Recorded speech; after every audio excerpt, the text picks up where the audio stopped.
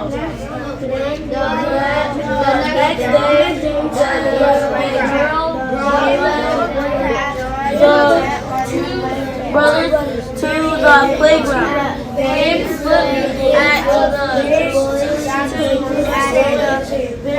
looked at each had brown eyes.